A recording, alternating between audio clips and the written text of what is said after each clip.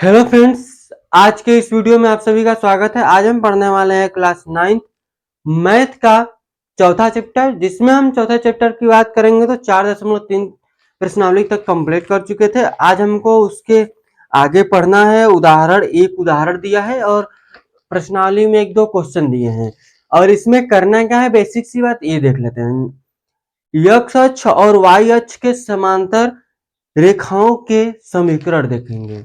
समांतर की बात करेंगे, एक्स अक्ष का हो गया या वाई अक्ष का। समांतर की बात कैसे कर, इसका मतलब क्या है, पहले इसको लिख लेते हैं। टॉपिक क्या है, एक्स अक्ष तथा वाई अक्ष के समांतर रेखाओं के समीकरण। हम यहाँ देखेंगे एक्स अक्ष है, वाई अक्ष के रेखाओं अक्ष के समांतर रेखाओं का समीकरण। इसको देखने से पहले हम बता दें, आपको किसी भी क्वेश्चन में प्रॉब्लम आती है या भी कुछ भी दिक्कत आता है तो आप कमेंट कर सकते हैं या फिर डिस्क्रिप्शन में आप सब ग्रुप का लिंक है, वहां जाइए, वहां पर ज्वाइन हुई है, ठीक है। या फिर अगर ये क्वेश्चन या फिर कोई भी क्वेश्चन से रिलेटेड हो, आपको जानकारी चाहिए तो भी जाइए वहां पे। सर अगर बताएंगे तो हम उसको शॉर्ट वीडियो में समझाने की कोशिश करेंगे, ठीक है। और इसका मतलब क्या है, पहले उसको देख लीजिए। जैसे एक्स अक्ष के समांतर, जैसे ये एक्स अक्ष हो गया, ठीक है, ये एक्स अक्ष हो गया, तो इसके समांतर हम कैसे खींचेंगे। समांतर की बात करेंगे तो समांतर, इसके समांतर कहीं है यहां पर, एक्स अक्ष के समांतर हो गया, ठीक है, एक्स अक्ष के समांतर हो गया यह। अभी तो हम रेखा बस खींचे, ठीक है। समीकरण जो देखेंगे तो देखेंगे, पहले तो ये पता होना चाहिए समांतर क्या होता है। समांतर मतलब ये हमको पता होना चाहिए पहले क्या होता है। तो देखिए, जैसे कि एक बिंदु दे दिया यहाँ पे कि यहां से 0 होता है, एक A1 एक 2 ले लीजिए, ठीक है, 1 और 2। तो ये क्या हो जाएगा, एक्स अक्ष पर 2, 0, यानी कि 2 तो एक्स है और वाई क्या है, 0 है। बिंदु हम ले लिए, ठीक है, सिर्फ बिंदु लिए हैं, इस पे ध्यान दीजिएगा। फिर उसके बाद अगर कुछ और लेते हैं, जैसे कि -3, 0 भी हो सकता है, ठीक है, तो इसमें कोई दिक्कत नहीं होगी। या फिर हम यहाँ पर और क्या ले सकते हैं, जैसे कि यहाँ मान लो 1 2 3 हो गया, ठीक है। 1 2 3 हो गया तो हमको समांतर में बताना है, तो यहाँ जैसे दे दिया कि 2, या फिर 3, 3 दे दिया, इस तरह से भी आपका यहाँ दे सकता है, या 2, 3 दे सकता है। तो हम कैसे लिख सकते हैं, यहाँ पर आपका 2 है और 3 पर तो क्या हो जाएगा, 2, 3 हो जाएगा। अगर ये 2 है, यहाँ 2 है, तो क्या हो जाएगा, 2, 3 यहाँ पर, ये इसके समांतर होगी। समांतर की बात कर रहे हैं, इसलिए हम इसको इस तरह से कर रहे हैं, ठीक है। आगे देखेंगे, आगे देख लीजिए, जैसे कि यहाँ पर क्या है, -1 -2, तो इसके समांतर देखेंगे तो यहाँ आपका 2 है, यहाँ 1 है, तो 2, 1, क्योंकि वाई एक्सिस है, वाई के वैल्यू को बाद में लिखते हैं, इसीलिए हम इसको इस तरह से लिखे, ठीक है। आगे बढ़ते हैं हम इसके उदाहरण की तरफ। ये आपको समझ में आ गया होगा, बस हम इसको समांतर की बात करेंगे और उदाहरण से बेसिक से समझेंगे कि हमको करना कैसे है। इसमें ज्यादा कुछ करना है नहीं, तो ज्यादा हमको इसमें दिमाग लगाना नहीं है। समांतर हमको कैसे करना था वो समझे हैं। और समीकरण की बात करेंगे कि तो समीकरण लिखते हैं पहले। उदाहरण आपका, उदाहरण 9 है। समीकरण 2x लिखा है कि आप समीकरण को पूरा लिखिएगा। समीकरण 2x + 1 = x-3 को हल कीजिए और हल को फर्स्ट संख्या रेखा पर और दूसरे को कार्तीय तल पर निरूपित कीजिए। इसका कहने का क्या मतलब है कि जो एक समीकरण दी है इसमें सिर्फ x एक्सिस का ही वैल्यू निकल कर आएगा। ठीक है, तो इसका कहने का क्या मतलब है कि एक बार क्या कीजिए कि इसको संख्या रेखा पर दर्शाइए और एक बार क्या कीजिए कि इसको कार्तिक तल पर दर्शाइए। ठीक है, दोनों कर लेते हैं। यहां से पहले ये इसको लिखते हैं। ठीक है, पहले तो यहां पर इसको लिख लेते हैं 2x plus 1 equal to X minus 3। X को इधर लाइए, 2x minus X equal to minus 3। ये आपका 1 है, 1 उधर गया, माइनस का 1 हो गया, यह आ गया -4, -4 आ गया। ये आपका 2x और x बचेगा x। ठीक है, यानी कि x इक्वल टू -4। तो इसको हम अगर संख्या रेखा पर दर्शाते हैं, फर्स्ट वाला यहां से हम कर लेते हैं। तो संख्या रेखा इसी तरह से होती है, यहाँ 0, -1, -2, -3, -4, ये आपका इधर प्लस में चला जाता है। ठीक है, तो हम इसको क्या लिख सकते हैं, यहां पर इसी को लिख सकते हैं x इक्वल टू -4। समझ में आया आपको, क्योंकि x एक्सिस ही है ना। ठीक है, x एक्सिस है, सॉरी ये y एक्सिस है, ये यहां से y होता है। ठीक है, ये इस साइड x, सॉरी संख्या रेखा की बात करेंगे तो एक्स वाई एमएससी में दोनों होता है। कार्तिक तल की बात करते हैं तो इसको एक्स एक्सिस बोलते हैं। ठीक है, यहाँ एक्स बराबर क्या आया है, -4। तो हम इसको माइनस में ले गए एकदम आसानी से। तो बस यही इतना करना था इसमें, पहला वाले में कि कार्तिक संख्या रेखा पर दर्शाइए, इसको हम संख्या रेखा पे इसको दर्शा दिए, -4 आया था। ठीक है, दूसरा क्या है, कार्तिक तल पर निरूपित कीजिए। और हम कार्तिक तल बनाते कैसे हैं, पहले उसको बना लेते हैं। इस तरह से कार्तिक तल बनाते हैं। ठीक है, लिखते हैं -1, -2, -3, -4 और -5। एक्स डैश हो गया, ए 1 2 3 4 5, ए भी एक्स, 1 2 3 4 5, ए वाई हो गया, ए 1 2 3 4 हो गया। ठीक है, इतना हम समझे। अब देखिए हम इसको सॉल्व कैसे कर सकते हैं। अगर हम यहां पर x प्लस, अगर क्या क्या है यहां पर देखिए, जैसे कि हम लेते हैं अगर समीकरण के रूप में हम x क्या है, x इक्वल टू -4 है। समीकरण के रूप में तो लास्ट में ही निकला है। ठीक है, फिर उसके बाद अगर x प्लस वाई, ठीक है, अगर x प्लस 0 करते हैं, ठीक है, तो यहां पर हम y बराबर -4 लिख सकते हैं। ठीक है, यहां पर मानना है तो लिख लीजिए। ठीक है, अगर हम x प्लस 0 रखेंगे तो यहां पर तो y बराबर हम यहां पर -4 लिख सकते हैं। ठीक है, इस तरह से। और फिर उसके बाद और क्या इसमें लिख सकते हैं, तो उसको भी यहां से देखेंगे।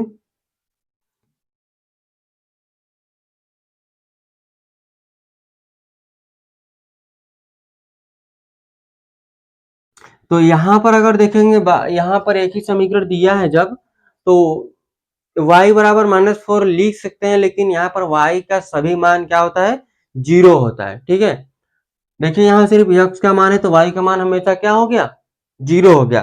तो जैसे कि एक बार अगर हम y बराबर अगर हम 0 ले लें, y बराबर 0 ले लें, या फिर y बराबर -2 ले लें, -1 भी ले सकते हैं, इस तरह से। तो इसको कार्तीक तल में दर्शाएंगे कैसे, उसको देख लीजिए यहाँ से, यक्स बराबर इतना। तो यहाँ पर आप ध्यान दीजिएगा, अगर यक्स का वैल्यू हमेशा, अभी इस फिलहाल y का वैल्यू क्या है, हम यक्स का सिर्फ मान है तो y का वैल्यू 0 होगा, तो यहाँ पर क्या हो जाएगा 4 कमा -4 0। इसके समांतर हमको खींचनी है तो समांतर इस तरह से खींच देंगे, ठीक है। बस हम एक ही बिंदु द्वारा दर्शा सकते हैं या फिर और बिंदु द्वारा इस यहाँ पर इसको दर्शा सकते हैं। जैसे कैसे दर्शा सकते हैं, यहाँ पर y बराबर 2 ली, अगर यहाँ से y बराबर 2 लेते हैं, y बराबर 2 लेते हैं तो x बराबर -4, 2 है ही, ठीक है, इस तरह से।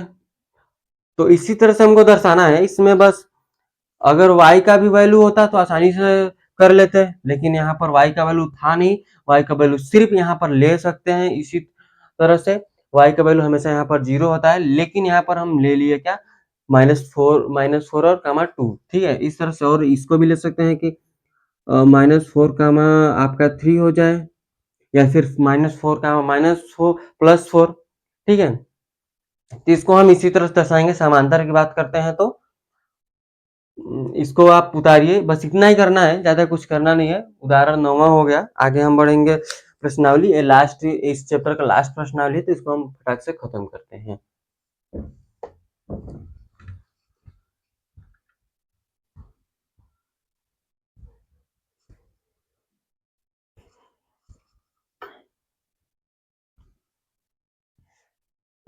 यहाँ पर लास्ट आपका प्रश्नावली 4.4, प्रश्नावली 4.4, और 4.4 में क्या दिया है पहले उसको हम देख लेते हैं, ठीक है। फर्स्ट दिया है कि एक चर वाले, और दूसरा दिया है 2 चर वाले, एक चर वाले और 2 चर वाले, ठीक है। समीकरण के रूप में y बराबर 3 है। जो समीकरण है आपका, समीकरण क्या है कि समीकरण के रूप में y बराबर 3 है का ज्यामिति कीजिए, ज्यामिति कीजिए, ठीक है। यहां से हम इसका ज्यामिति करेंगे तो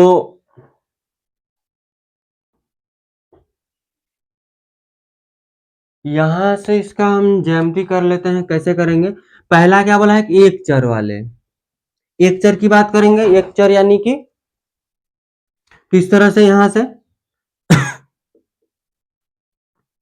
इसमें सिर्फ एक चर दिया है, हम अभी तक समांतर पढ़े हैं, ठीक है।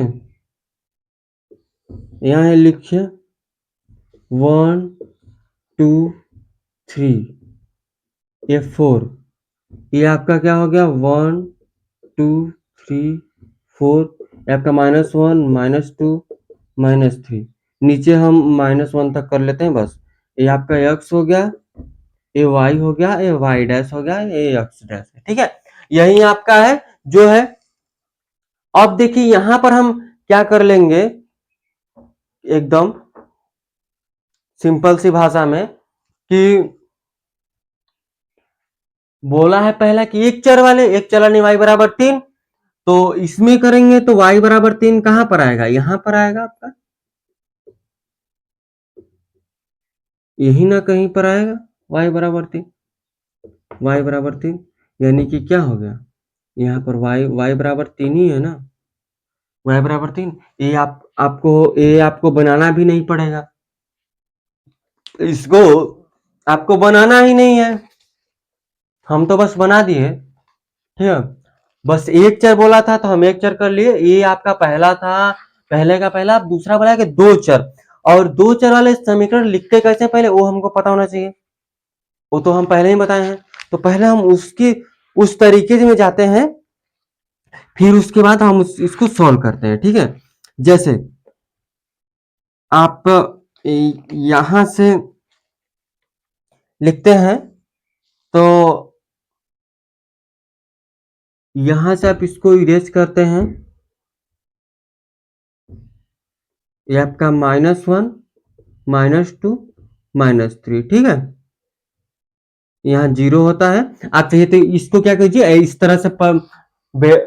तरह से बनाइए, मतलब सुधाकर कर दीजिए इसको आसानी से एकदम, या फिर खड़ा भी करेंगे तो कोई दिक्कत नहीं है यहाँ से।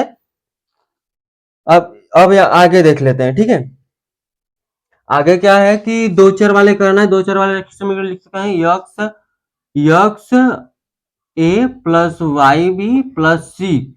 इसी तरह से लिखते हैं, तो y का वैल्यू दिया है, x का वैल्यू हमको दिया नहीं है। ठीक है, उस पर ध्यान देंगे। तो यहां पर आप लिखिए, इस तरह से बनाइए। इसमें हम बनाए थे बस समझाने के लिए, इसमें बनाना नहीं है, इसमें बना रहे हैं क्योंकि दो चर वाले रैखिक समीकरण की बात कर रहा है। यहां से y बराबर सिर्फ क्या दिया है, 0 दिया है। लिखिए 1 2 3 4। y बराबर 0 नहीं दिया है, y बराबर 3 दिया है। ठीक है, तो y बराबर जब 3 दिया है तो यहां से आप क्या लिख सकते हैं, यहां पर और लिखिए, बना सकते हैं, कोई प्रॉब्लम नहीं होगी। तो y बराबर 3 है, यहां से पास कीजिए एकदम इसके समांतर में। ठीक है, यहाँ 3 का मान 0 लिख सकते हैं। पहला बिंदु x बराबर 0 मान लिए क्योंकि 0 है वहां पे। ठीक है, y बराबर सिर्फ हमको 3 दिया है। अब देखिए क्या लिख सकते हैं, यहां से यहां पर -1 है, यहां पर -2 है, -3 -4। तो यहां से आप यहां पर क्या लिख सकते हैं, -1 का मान 3 लिख सकते हैं, ठीक है, इसमें कोई दो राय नहीं है। हमको समांतर बनानी थी, समांतर हम बना दिए। आप एक बिंदु लिखिए वहां पर, चाहे दो बिंदु लिखिए, उसमें से हमको कोई प्रॉब्लम नहीं होनी चाहिए। ये आपको समझ में आ गया। ठीक है, एक और है आपका उदाहरण, दूसरा क्वेश्चन है यहाँ से, और एक प्रश्नावली खत्म हो जाएगा।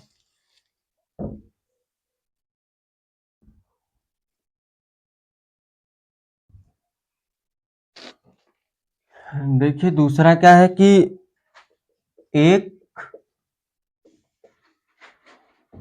एक चर वाले और दूसरा दिया है दो चर वाले। ठीक है, आप बुक में देखिए ध्यान से कि उसमें लिखा क्या है, सही लिखा है गलत लिखा है, उस पर भी आप ध्यान दीजिए। देखिए समीकरण दूसरा में दिया क्या है, हम पूरा नहीं लिख रहे हैं। ठीक है, आपके पास बुक होगा, बुक में देखिए। ठीक है, समीकरण यहां से दे दिया है आपका, जो कि 2x प्लस 9 इक्वल टू 0 की ज्यामिति हमको बनानी है। ठीक है, पहले एक चर की बात करेंगे। देखिए इसको सोल्व करते हैं, 2x प्लस 9 इक्वल टू 0, तो 2x इक्वल टू -9, तो x इक्वल टू -9/2, तो काटेंगे तो 4.5 आएगा। ठीक है, माइनस का 4.5 आएगा, x की वैल्यू आएगी।